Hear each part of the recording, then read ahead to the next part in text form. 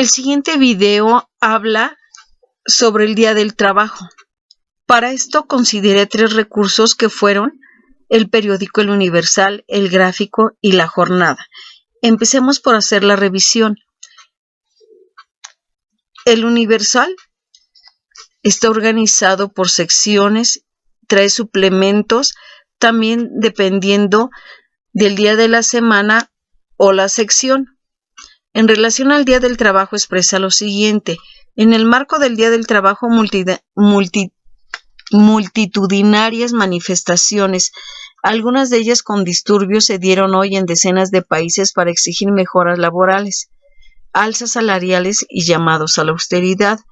El siguiente periódico es El Gráfico. Dicho contiene secciones de la farándula, deportes y redes sociales.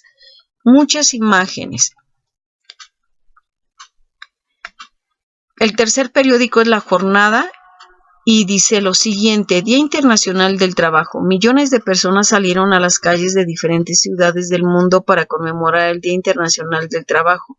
Algunas oficiales, otras combativas. Las movilizaciones se caracterizaron por un gran número de personas que participaron en ellas. En Francia se protestó contra la reforma laboral. En Taiwán se exigió el aumento salarial. En España se protestó contra los recortes. Y bueno, a su vez, ya explorando un poco más el periódico, encontramos la siguiente información: abandona gobernador de Querétaro el desfile sindical. Protestas y golpes en desfile por el Día del Trabajo en Tampico. Con 4 marchas conmemoran Día del Trabajo en Oaxaca. Dará Peña mensaje por el Día del Trabajo. Trabajadores realizan desfile alterno por el 1 de mayo en Nayarit. Marchan sindicatos al Zócalo por el Día del Trabajo. La movilización está encabezada por los padres de familia de los 43 estudiantes desaparecidos en Ayotzinapan. Participa la CNTE y el SME. Marchan sindicatos por el Día del Trabajo sin grandes anuncios y apenas un leve reclamo. Concluyó el mitin de la CTM y el Congreso de Trabajo, diversas movilizaciones de la Unión Nacional de Trabajadores y diferentes gremios. Más de 3,000 policías resguardan la marcha por el Día del Trabajo. La Secretaría de Seguridad Pública informa en tiempo real sobre las alternativas viales. Bueno, procederemos a hacer el análisis. Considero que el que brinda más elementos es La Jornada, dado que es el que proporciona más información, y en lo personal se me hizo un periódico que aporta muchos elementos, pues informa, es crítico y da a conocer muchos de los acontecimientos que están pasando en la sociedad y en nuestro momento actual. Es rico en cuanto a la información y además contiene varias secciones, aunado a que nos acerca de manera más detallada a la información. Conclusión: considero que la pieza clave es el propietario o director de un periódico, pues es el quien lleva el control de la información, decide qué contenido se va a difundir, a quién va dirigido, tipo de audiencia que lo va a leer, si el objetivo es educativo, si se quiere formar a los lectores, aumentar su educación, prepararlos para que sepan qué está aconteciendo en el mundo, busca despertar la curiosidad intelectual o la opción de solo entretener al lector.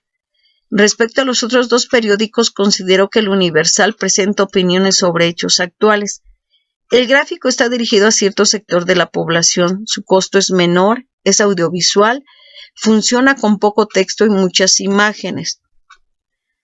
Me resultó agradable el revisar los 3 periódicos, pues me permitió contrastar el tipo de información que presentan, como el saber sus costos. Y bueno, quisiera terminar con el siguiente artículo que me agradó y que es de Luis Lagarica Arreola, del periódico La Jornada, que se me hizo muy bueno y lo voy a trabajar con mis alumnos en el grupo.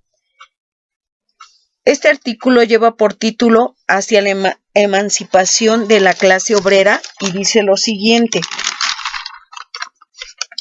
poco después de la Revolución Industrial en Inglaterra, todavía bajo la etapa feudal, con antecedentes de la etapa esclavista, surgieron 2 clases sociales: el amo y el esclavo, el señor feudal y el siervo, transformadas hoy bajo el capitalismo en burguesía y el proletariado, es decir, surge la lucha de clases.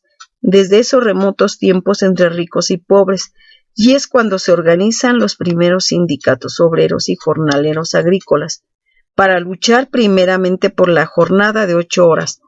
Después, la sobreexplotación laboral era de 14 o más horas. En Chicago, el 1 de mayo de 1886 se manifestaron 4,000 trabajadores en un movimiento que paró la producción de 5,000 fábricas. La represión nos hizo esperar. Las fuerzas del orden arremetieron contra la multitud y fueron aprehendidos 8 dirigentes sindicales. Los acontecimientos se repitieron en varias ciudades de Estados Unidos y se masacró a los protagonistas, que con el tiempo fueron llamados los mártires de Chicago. Año tras año, el mundo recuerda la gesta heroica de la clase obrera martirizada por defender los derechos fundamentales como la jornada de 8 horas y el derecho a huelga. Años después en México hubo 2 huelgas que marcaron el movimiento obrero mexicano. Una en Mineral del Cobre, Cananea, Sonora, en 1906, y la de Río Blanco, Veracruz, en 1907.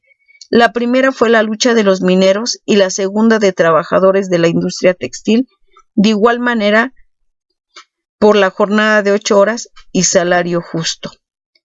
Escrito por Luis Langarica Arreola.